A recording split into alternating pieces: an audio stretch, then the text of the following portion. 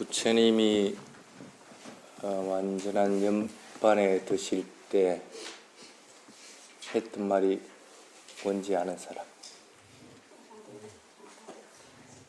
아빠 마데나 삼파데타 그렇게 얘기하죠. 방해하지 말고 열심히 수행해라, 열심히 노력하라 그런 뜻입니다.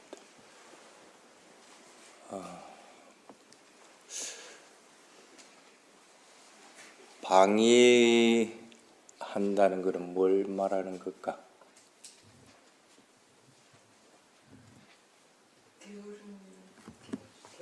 게으름인 줄은 누가 모르나? 어떤 걸 게으름이라고 그래요?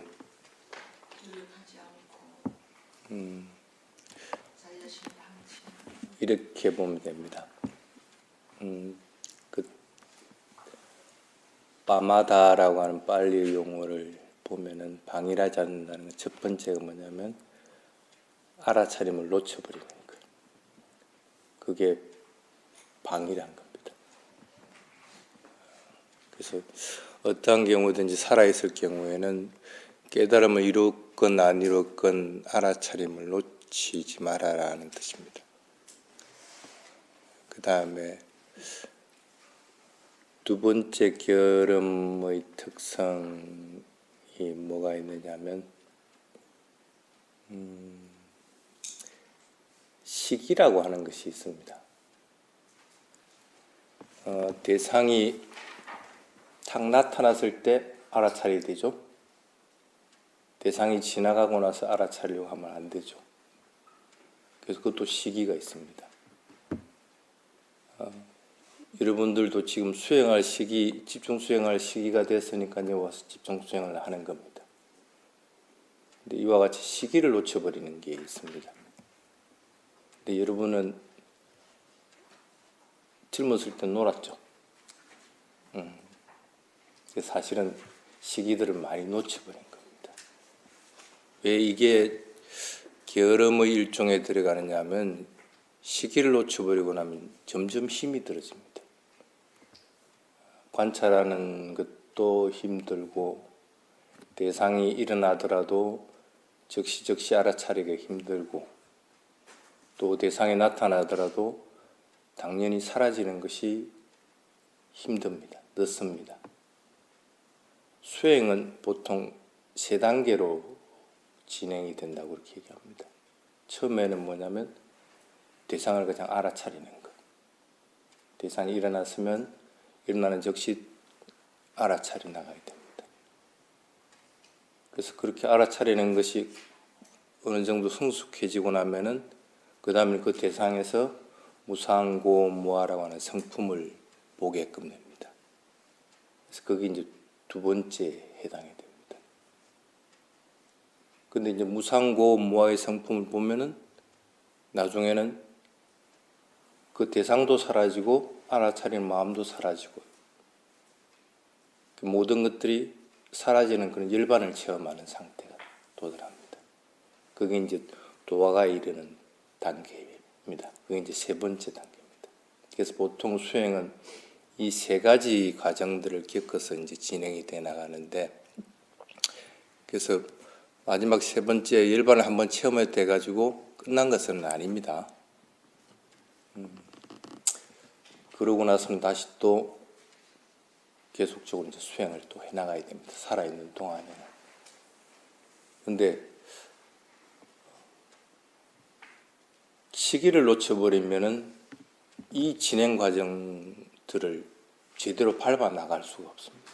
대상을 알아차리는 것도 늦고, 대상을 알아차리더라도 무상하게 변하는 것으로 보는 것들도 힘들고, 그리고 대상을 알아차리면 열반을 체험하는 것들도 힘들어지고.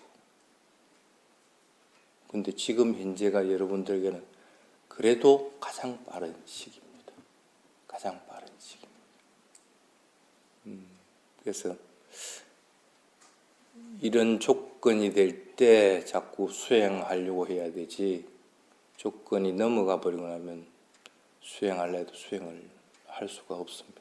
그러니까 조금 더 마음을 분발을 해야 됩니다. 그래서 노력하는 힘들을 조금 더 강하게 내줘야 됩니다. 경연에는 물론 노력하는 데 종류들을 여러 가지를 드러났습니다. 내가 사학도에 떨어지면 얼마나 비참할까 하는 마음도 일으키고, 또 내가 부처님 제자답게 살아가고 있는가 하는 그런 것들을 회상을 해가지고 그 유산을 받아야지 하는 마음을 가지도록 또 하고, 이런 여러 가지가 있지만 가장 좋은 것은 지금 현재 일어난 대상들을 놓치지 않으려고 하는 마음을 가지는 것들이 노력하는 가장 이상적입니다. 그래서 그러한 시기, 대상을 알아차릴 시기들을 놓치지 않도록 조심을 해야 되고, 그 다음에 또 게으름의 세 번째는 여러분들이 잘 하는 겁니다. 변명하는 것. 아유, 뭐 이랬어. 그렇다. 아니면 내가 몸이 좀 안 좋아서 이번엔 잘못했다. 뭘 어쨌다. 하면서 자꾸 자기 합리화를 시켜나가. 근데 수행을 해보면 그게 참 변명이 지나지 않는다는 걸 본인이 압니다. 왜 그러냐면 수행을 해서 적어도 물질적인 현상과 정신적인 현상을 뚜렷하게 구분할 수 있는 상태만 되더라도 그럼 변명하는 마음이 없어져 버립니다. 견해가 바로 딱 서기 때문에. 그래서 사견이 없어진다 하고 경전에서는 얘기를 합니다. 그래서 견해가 딱 바로 서가지고 내가 지금 해야 될 것과 하지 말아야 될 것들에 대해서 분명히 구분하기 때문에 그것들이 변명거리가 될 수가 없다는 사실을 자신이 아는 거예요. 근데 게으름 피우는 사람들은 자꾸 변명을 하게 되는 거예요. 그 다음에 게으름의 네 번째가 보통 뭐냐면 또 그 학생들 벼락치기 하듯이, 여러분도 아마 그런 사람들이 있을 겁니다. 집에서는 매 놀고 있다가 이어와서 벼락치기 공부하는 사람들, 벼락치기 수행하는 사람들, 그런 것들. 근데 실제로 보면은 벼락치기 해가지고 크게 성과를 낼 수는 없습니다. 몸에는 익힐 수는 있겠지. 그렇지만 그 4, 5일 익혀가지고 집에 가면 한 일주일 갈까? 일주일 가면 그래도 잘 간다고 봐야 되겠죠. 근데 그렇게 안 되는 거라. 그래서 벼락치기 하려고 생각해서는 안 되는 거야. 우리가 태국에서 공부하고 할 때 그런 모습을 자주 봅니다.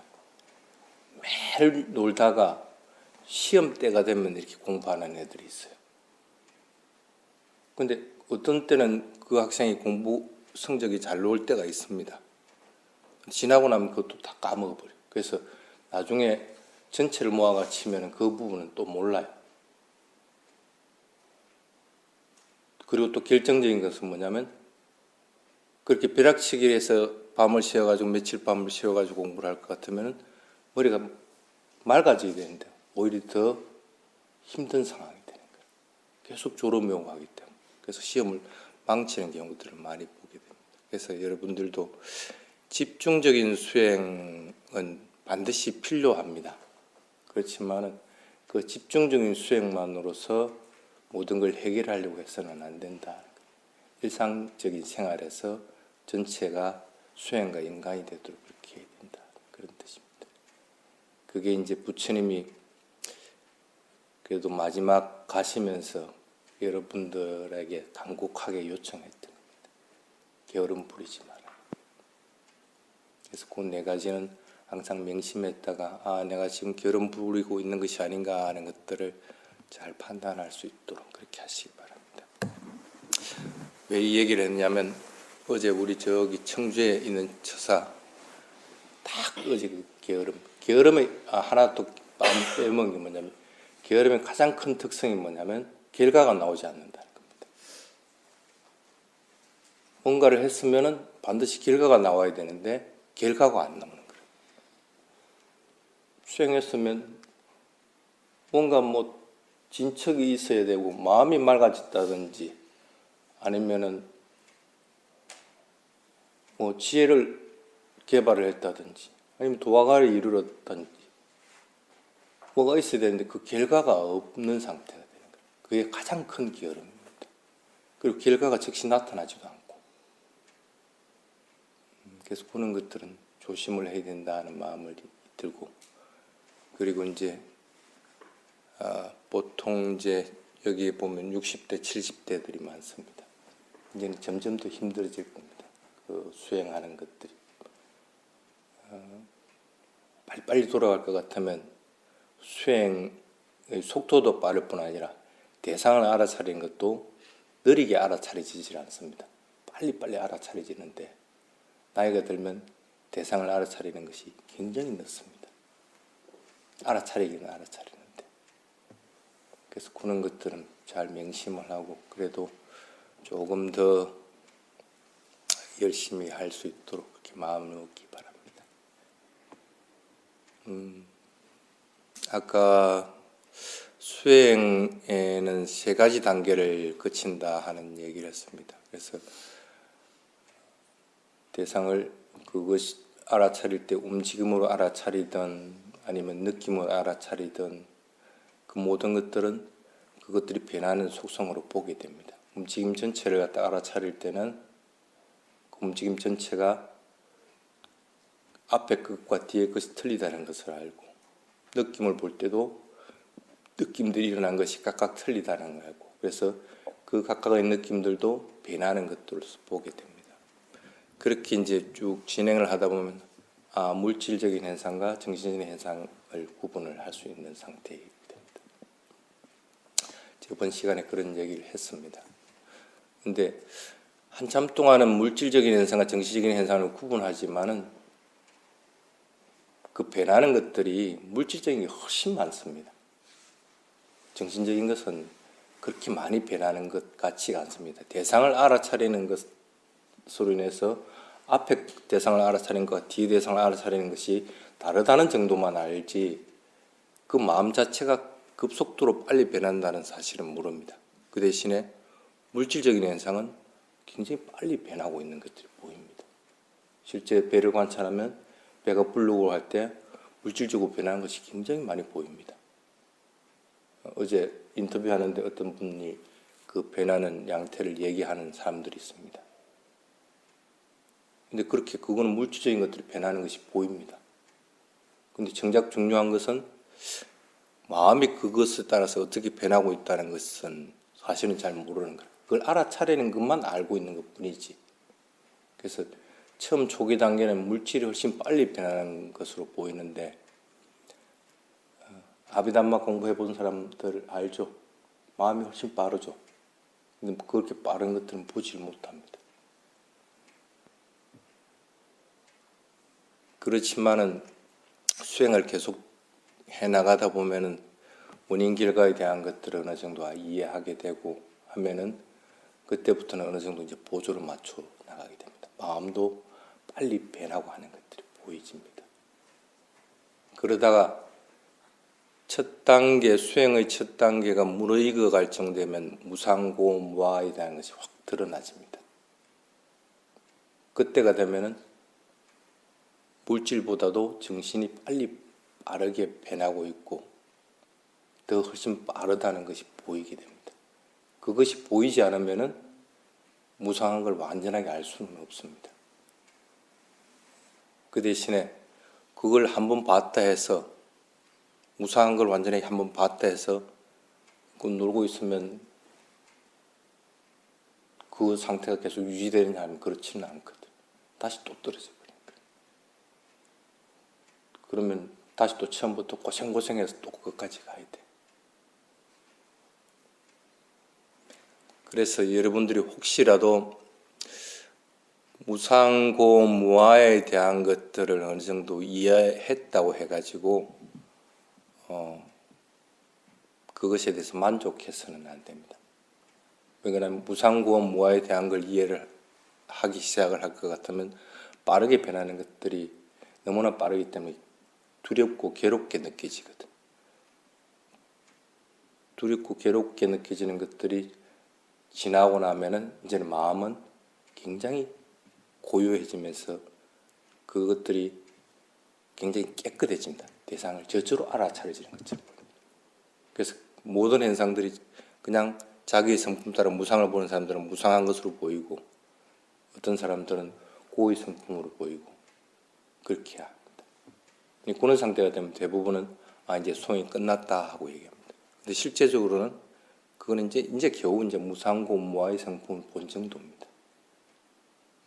그래서 거기서 중단을 해버리면 다시 또 떨어져 버린다는 생각을 잊어버려서는 안 됩니다. 그래서 이제 첫 단추를 끼웠다 하는 마음을 가지고 이제 계속 해나가야 됩니다. 언제까지 해야 될까 그걸?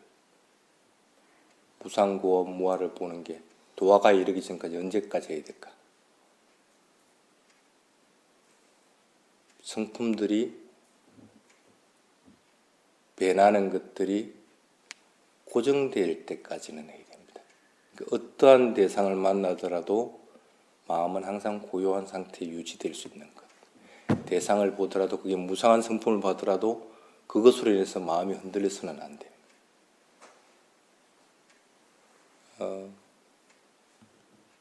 마음의 상태를 알 수 있는 것은 자극에 대한 반응을 보면 알 수가 있습니다. 그래서 누군가 딱 외부적인 자극이나 아니면 안에서 일어나는 자극이 딱 일어날 것 같으면 그때 마음이 어떻게 반응하는가를 보고 이 사람의 마음의 상태가 어느 정도의 단계에 이렇다 하고 알게 됩니다. 근데 보통의 성자들은 보면은 그 자극에 대해서 반응하는 것이 없습니다. 어떠한 자극이 있더라도 그냥 고요한 상태를 유지해나갑니다. 누가 비난을 하더라도 아니면 누가 욕을 하더라도 서로 팔다리가 잘리는 한이 있더라도 죽음을 맞는 한이 있더라도 마음은 고요한 상태를 유지해 나갑니다. 사실은 이 상태에 돼야만이 원래 테라바다 불교에서는 이제 법을 전할 수 있는 자격을 주게 됩니다. 그래서 보통 그걸 쌍카루페카냐나에 도달한 사람에게 너 이제 법을 설할래 하고 물어봅니다. 스승들이. 예, 이제 나 법 좀 설하면서 그렇게 하겠습니다 할 것 같으면 그때야 이제 아짜리아라고 하는 그 자격을 주게 됩니다. 스승이라는 칭호를. 그렇지 않고 이제 아닙니다 스님. 나 이제 겨우 이제 그 상태에 이르렀으니까 나는 조금 더 공부하랍니다 할 것 같으면 더 공부하게끔 만들어줍니다. 일체 소임을 주지 않고 그때가 되면은 이 탁발 나가고 그 다음에 공양청 있고 하는 것까지도 오히려 안 하려고 그럽니다. 그래서 그것조차도 전부 다 빼줘버려요. 그래서 누군가 탁발해와가지고 그 스님을 먹이 살려주고 그렇게 하거든요. 그래서 상가가 참 좋은 게 그런 부분들을 참 잘한다는 그런 뜻입니다. 그래서 여러분들이 지금 상카루페카냐라고 하는 상태에 이르렀을 때 이 마음의 상태에 대한 걸 얘기를 할 테니까 적어도 그까지는 도달하도록 여러분들이 법을 설할 자격을 갖추든 아니면 이제 나는 법을 지닌 자 담마다로가 되어 있던 그것은 이제 그 차후의 일입니다. 그래서 적어도 법을 알고 법을 지닌 자가 돼야만 이제 부처님 제자가 됐다 하고 이제 얘기를 할 수가 있는 겁니다.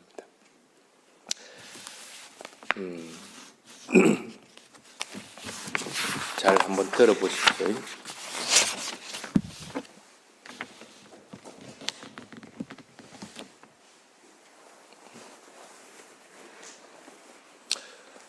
감각 대상에 대해서 마음이 흔들리지 않는 상태. 보고 듣고 냄새 맡고 하는 감각 대상들. 그것들로 인해서 마음이 흔들리지 않는가. 흔들리지 않는 상태가 되려면 어느 정도까지 도달해야 될 것 같아요. 그 감각 대상에 대해서 분명하게 물질적 현상과 정신적 현상을 구분할 수 있어야 되는 거고 그것이 또 빠르게 변한다는 걸 알고 부상고 무아의 성분 그것을 알 수가 있어야 되는 거고 그리고 나서 그 대상들에 대해서 그렇게 빠르게 변화하기 때문에 그것이 두렵고 위험하다 하는 사실까지도 알아야 됩니다. 그러고 나서 그렇게 위험하고 두려운 대상들이 어느덧 사라지는 상태가 돼가지고 그것으로 인해서 고요한 마음의 상태가 돼 있을 때, 이때가 쉽게 말하면 감각 대상들에 대해서 마음이 흔들리지 않는 상태에 이르게 됩니다. 그냥 누가 툭 찌른다 해갖고 나는 반응 안 한다 해가지고 그걸 얘기하는 것은 아닙니다. 적어도 그런 상태가 되도록 자꾸 노력을 해야 됩니다. 그 다음에 두 번째가 아침에 공양했죠. 김치 먹을 때 김치 맛을 아는 사람, 죽을 먹을 때 죽 맛을 아는 사람, 대상을 있는 그대로 아는 것. 김치 맛하고 죽 맛을 같이 섞어가지고 먹는다고 하더라도 김치 맛과 죽 맛을 갖다 구분해낼 수 있는 상태가 돼야 돼. 스님은 항상 밥을 섞어가지고 이렇게 먹습니다. 그냥 그래서 대접을 요만한 대접을 달라 해가지고 거기다가 이렇게 섞어 먹어요. 그리 하는 이유가 뭐냐면 첫 번째 목적은 그 음식에 대해서 맛을 일부러 좋고 싫은 것들을 갖다 안 일으키기 위해서 처음에는 시작을 했어요. 스님들은 전부 다 바리떼한테 그렇게 해가 먹습니다. 어느 정도 그게 훈련이 되고 나니까 이제는 뭐 따로따로 이렇게 먹어도 그것에 따라서 맛있는 거 많이 먹고 맛없는 거 안 먹고 이런 것들이 없어져요. 그래서 거의 동일하게 반찬을 동일하게 나눠도 요거 한 번 젓가락 갔으면 그 다음에 요것도 한 번 젓가락까지 어떤 것이 편중되고 하는 게 없어져 버립니다. 근데 처음엔 그게 밥을 비벼 먹는 게 그게 다인 줄 알았거든. 근데 한참 진행이 되다 보니까 수행이 무르익으니까 그 속에서 그것만 알게 되는 거예요. 기쁨이 있으면 기쁨으로만 알게 되는 것. 슬픔이 있을 때는 슬픔으로만 알게 되는 것. 근데 그게 정신적인 기쁨이나 슬픔이나 괴로움으로 번지지는 않는 거라. 단지 그것만 알게 되는 거예요. 코로 냄새 맡으면 코로 냄새 맡는 것만 분명하게 알게 되는 거지 마음은 그것으로 인해서 요동치고 하는 법이 없어요. 그래서 각각의 것들을 갖다가 분명하게 분간할 수 있는 상태가 돼야 돼요. 그래서 참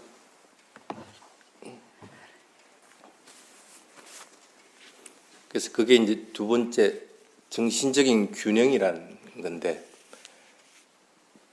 정신적인 균형을 취하기에 가장 좋은 게 그래도 밥을 먹는데 그것들을 분명하게 알아차리면서 먹는 데는 참 도움을 많이 주더라 하는 뜻입니다. 그래서 여러분들도 적어도 정신적인 균형을 자꾸 잡도록 해야 됩니다. 정신적인 균형은 그것을 그것으로만 분명하게 알 수 있도록 해야 됩니다. 그 다음에 세 번째가 보통 이제 상카로백가냐나를 얘기하면 이걸 얘기하는데 마음이 고요하고 평온한 상태를 유지해 있는 것들 얘기합니다. 아까는 정신적인 것들에 대해서 그것들을 균형이 맞게끔 딱 균형이 잡혀 있다는 얘기고, 이것은 그런 정신적인 부분이 아니고 마음이 항상 그 뭐라고 시소라고 합니까? 시소와 같이 가운데 딱 고정되어 있는 상태. 그걸 이제 마음이 쉽게 말하면 그 부처님이 얘기한 중도에 와 있는 상태라고 보시면 됩니다. 중도가 이쪽에도 치우치지 않고 저쪽에 치우치지 않는 걸 얘기하는 건데, 실제적으로는 중도라고 하는 것은 뭐냐면 대상을 분명하게 알아차려 가지고 그 어떤 대상에 대해서도 마음이 요동하지 않고 항상 고요한 상태에 딱 돼 있는 상태를 갖다 그걸 갖다 중도라고 사실은 얘기를 하는 겁니다. 부처님이 원래 설한 그 뜻은 그런 거지, 뭐 그냥 뭐 즐거움이나 괴로움을 버리고 그냥 편안하게 이렇게 있는 상태를 갖다 중도라고 얘기하는 것은 아닙니다. 그 다음에 네 번째가 뭐냐면 이 상태에 도달하기 전에는 어떠한 경우든지 지혜가 일어나더라도 그건 대부분 연속하지 않고 한 번 하고 끝쳐버립니다. 그리고 다시 또 그 밑으로 떨어져 버립니다. 그런데 마음이 고요한 상태에 항상 유지되어 있을 것 같으면 더 밑으로 떨어지는 일은 없습니다. 서로 가끔씩 떨어진다 하더라도 금방 그 상태로 다시 복원을 해내나가야 돼요. 그래서 지혜가 지속적으로 계속적으로 첫 단계부터 해가지고 이 6번째 단계까지 지속적으로 쭉 계속 일어나게 됩니다. 단계를 밟아가지고 그게 굉장히 속도가 빨라지게 되는 거예요. 그래서 쉽게 말하면 마음이 이제는 스스로 지혜가 확립된 단계에 딱 유지가 되게 됩니다. 그래 하더라도 그 단계를 밟아오면서도 그것에 대해서 동요하는 마음들이 일어나지 않고 그것으로 인해서 마음이 갈피를 못 잡고 방황하는 일은 없어져 버립니다. 그 다음에 5번째가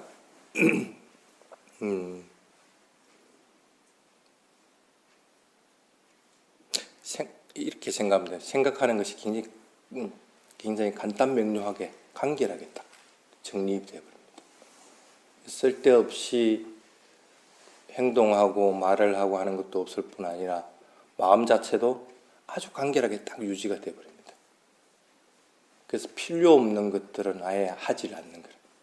수행에 도움되는 것들만 하게 되는 것이지 도움이 안 되고 하는 것들은 아예 행하고 말하고 하는 것도 안 할 뿐 아니라 마음도 아예 간결하게 딱 정립이 되어 있는 상태이기 때문에 그런 마음들을 일으키질 않는 거예요.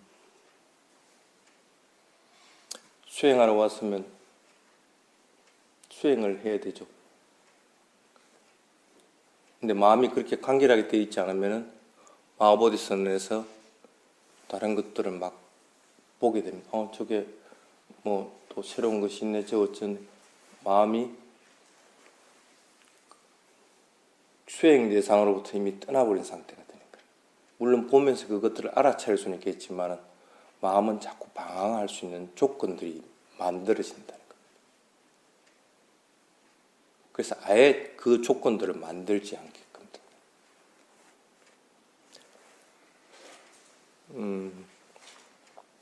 요즘은 밥을 해 먹을 때 이 벼 껍질을 이렇게 벗겨가지고 그렇게 도정을 해가지고 이렇게 그래서 7분도, 5분도 이렇게 합니다. 그래서 몸에 좋은 것이 본인이 만약에 7분도가 몸에 좋다 할 것 같으면 마음이 7분도를 항상 유지해 있어야 됩니다. 5분도가 좋다면 5분도가 유지가 돼 있어야 돼요. 그렇지 않고 나는 그냥 벼 이상만 벗겨내고 그냥 그것 자체를 갖다 다 먹는 생식하는 것이 자신에게 맞다면 그 상태가 유지가 돼 있어야 돼요. 마음이 간결하다는 건 그런 뜻을, 그런 의미를 지닙니다. 자신에게 이로운 것들에 대한 것들이 딱 확립이 돼서 그 방식대로만 살아가게 됩니다.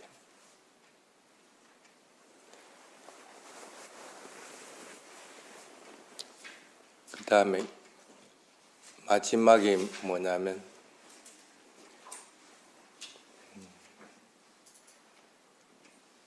마음은 설정한 대상 외에는 다른 데로 이동하지 않는 거예요.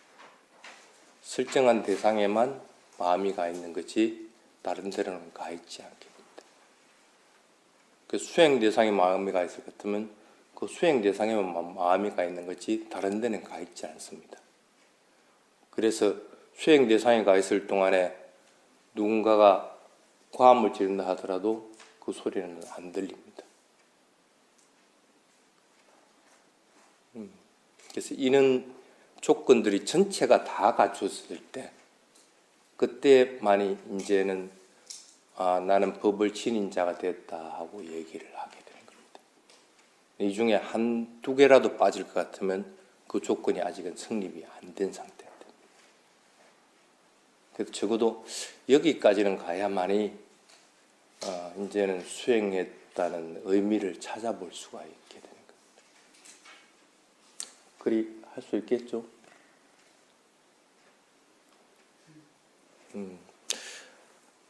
그런데 처음에 수행을 시작해서 대상을 알아차리다 보면은 이 상태까지 이르는 데는 물론 사람마다의 근기가 틀리겠지만은 참 많은 시간이 걸려야 됩니다. 대부분을 보면. 그렇지만은 그게 결코 멀리 있는 것은 아니라는 거예요. 그래서 적어도 여기까지는 수행을 했으면 도달해야 되겠다는 마음을 먹고 거기 이르도록 그렇게 자꾸 해야 됩니다. 자, 그러기 위해서 수행을 좀 더 쉽게 설명을 해보겠습니다. 그러니까 이제는 여러분에게 내일 오전에 한번 그리고 오후 1시 해양할 때 간단하게 수고해서 하는 얘기밖에 할 시간이 없습니다. 그래서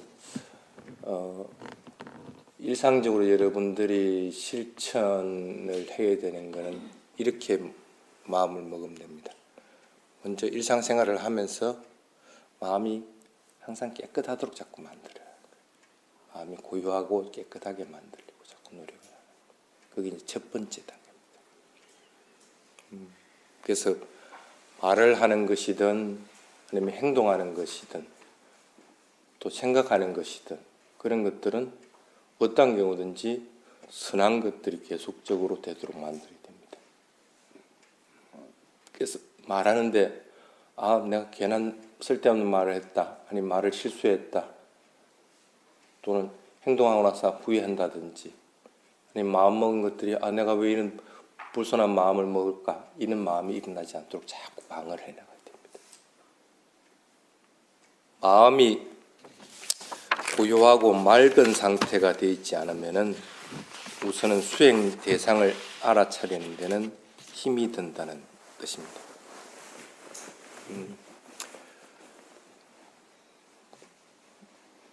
마음을 그렇게 가지려면 감각기관들을 잘 방어를 해야 됩니다. 감각기관들을 갖다가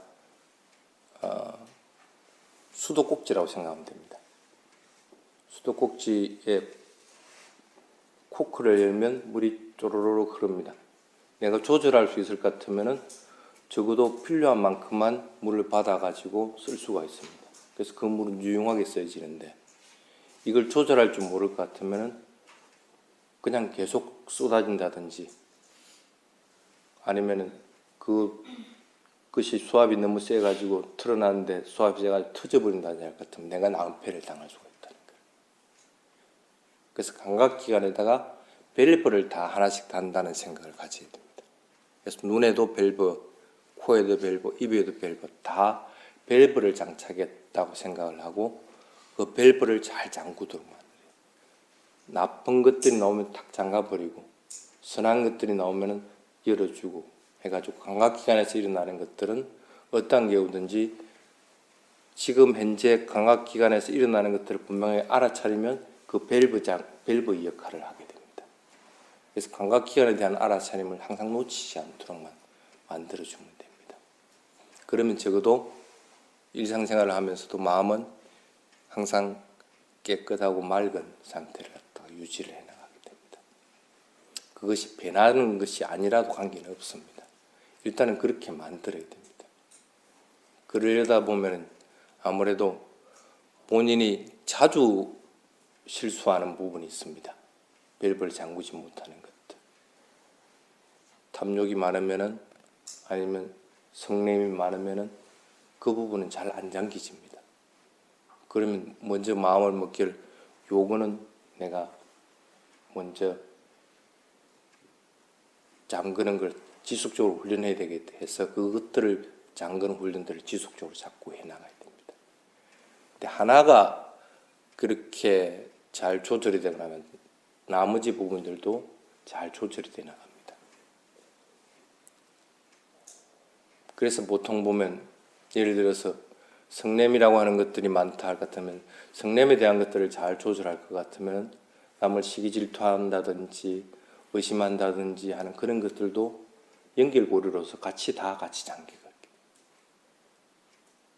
많은 번뇌들이 있지만은 대부분 하나를 갖다 잘 잠그면 그에 따라서 부속적인 것들도 더불어서 잘 잠기게끔 됩니다. 그래서 가장 큰 것들부터 먼저 잠그려고 해야 되지 그걸 놔줘버리고 쉬운 것부터 자꾸 하려고 해서는 안 된다는 거예요.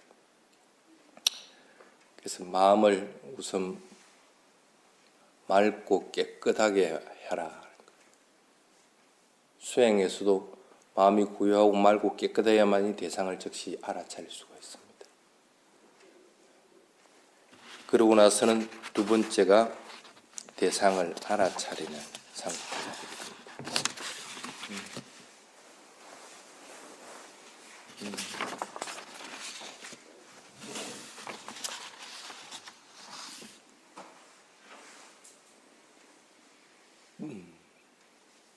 대상은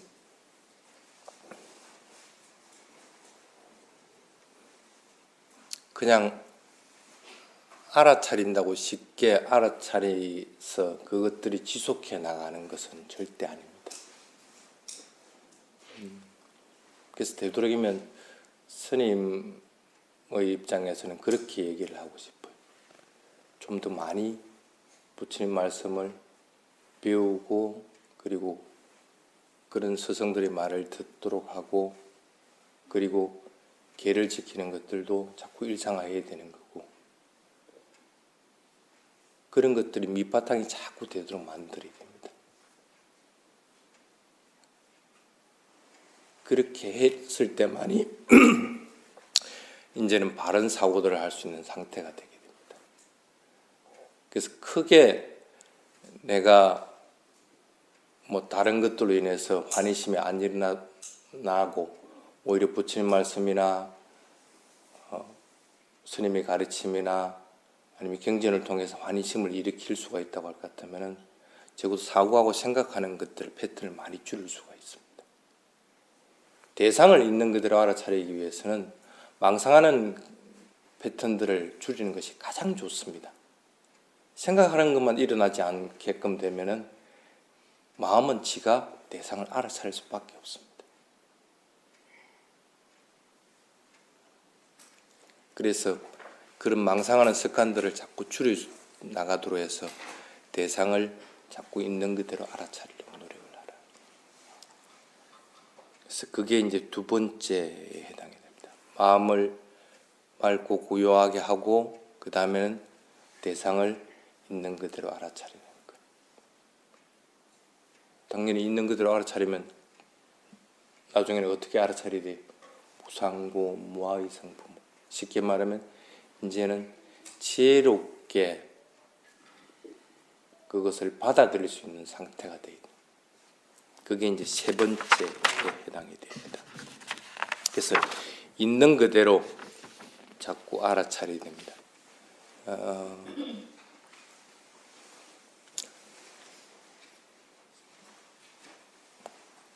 가장 좋은 거는 아예 나라고 하는 것은 육체적인 것들이든 정신적인 것들이든 그 없다 그냥 생각하고 그냥 무시를 해버리고 없다고 생각하는 것이 가장 좋습니다.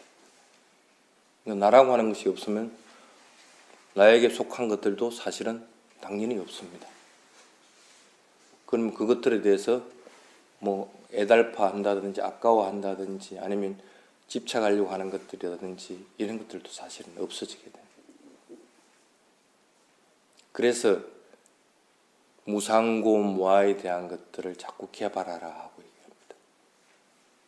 처음에는 무상한 성품을 알게끔 되겠지만 나중에 시간이 가면 갈수록 자기의 생존 욕구조차도 점점 더 엷어져 가게 됩니다. 그래서 막 흔히 나이 드는 사람들이 얘기하듯이 이제 죽어도 여한이 없다. 진짜 그런 상태가 되도록 만들어야 돼요.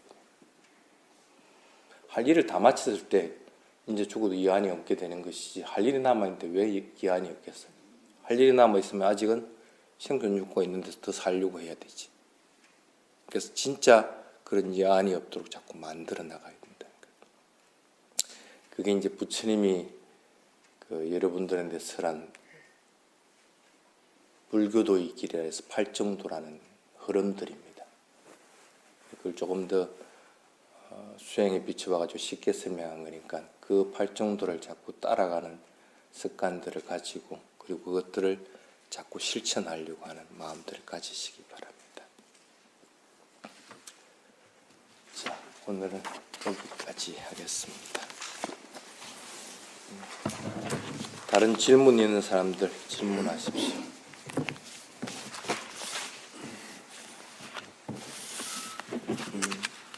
이제는 좀 게으름 안 부릴 수 있겠어요? 쓸데없는 고집 부리지 말고 지금이 어떤 시기인가 하는 걸 잘 판단해. 내가 이것을 관찰할 시기가 돼서 관찰을 해야 될 건지, 아니면은 다른 것들을 해야 될 건지, 그것들을 잘 판단해가지고 시간을 괜히 헛되게 보내려고 하지 마라. 수행하러 왔을 때는 그것을 좀 더 짬지게 잘 쓸 수 있도록 그렇게 하시기 바랍니다. 여기까지 하고. 선생님, 조금 시간 들고 있는데 예, 많이 망설이다가 예, 말씀하세요. 수행하고